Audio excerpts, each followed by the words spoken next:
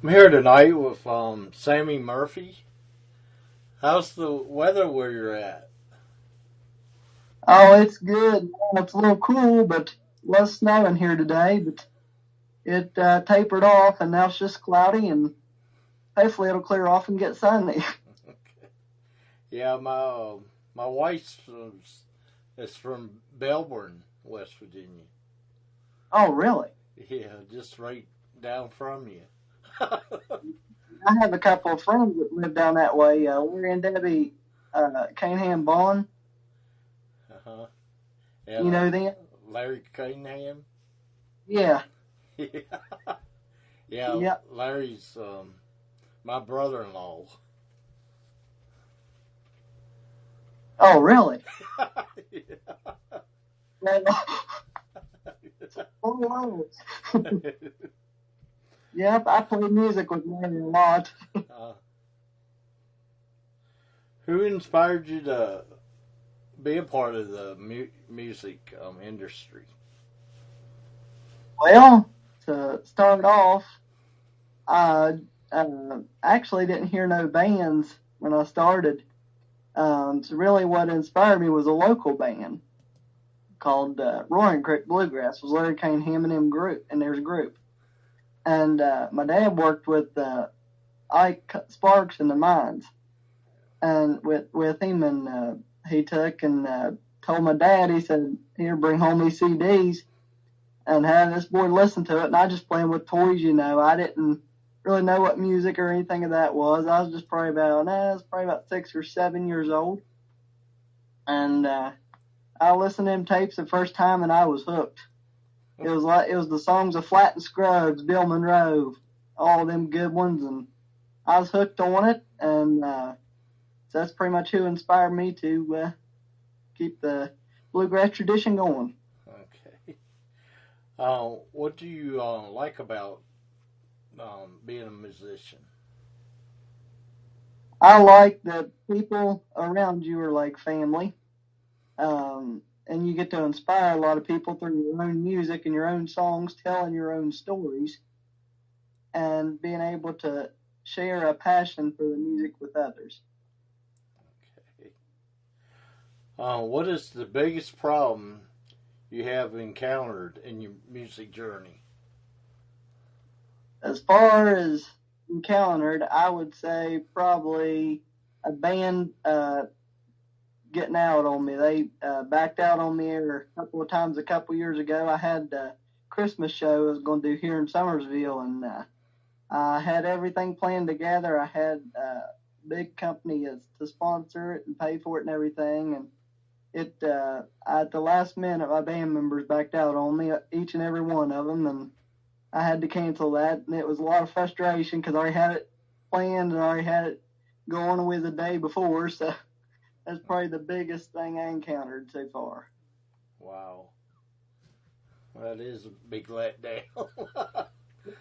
Yeah, I had my guitar player Tuck, and he kept trying to make up excuses. Well, my grandma's sick. Well, this and that, you know. He's like, I ain't gonna be able to do this. So then I got hold of the other ones, and they're like, no, if he ain't gonna do it, I'm out. So Okay. there I was. Okay, we're gonna play your track called "Life." Yeah, yeah.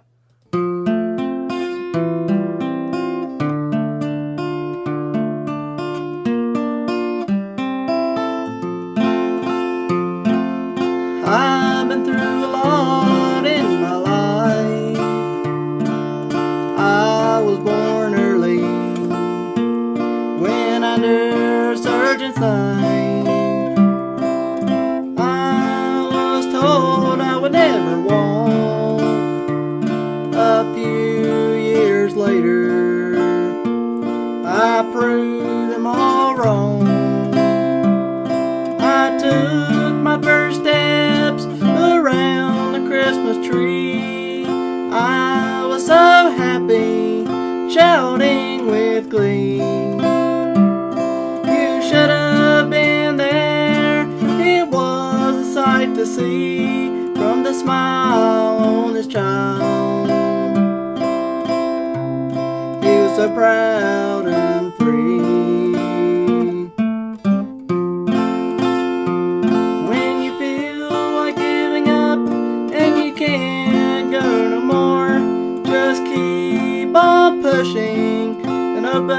another door.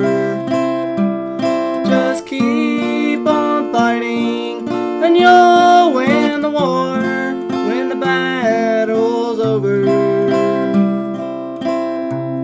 You'll get your reward.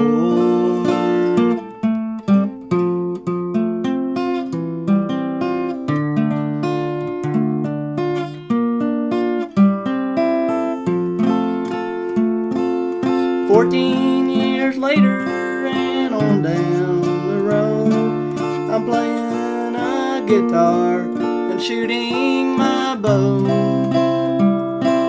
I've been places I thought I'd never see.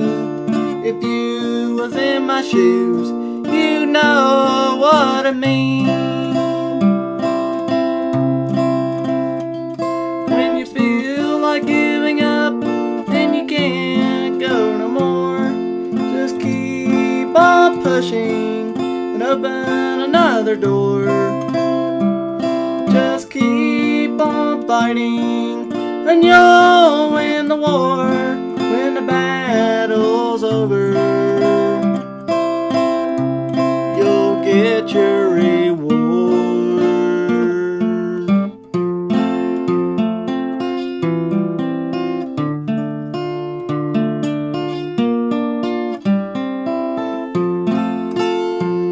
People say you can't do the things that can be done, but you have to fight, then the battle is won.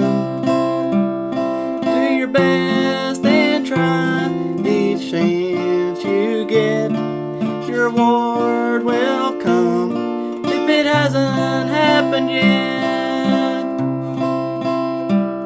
When you feel like giving up and you can't go no more, just keep on pushing and open another door. Just keep on fighting and you'll win the war when the battle is over. You'll get your reward.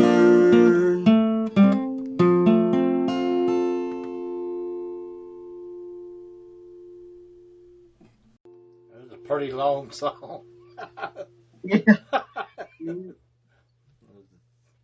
Almost 4 minutes long.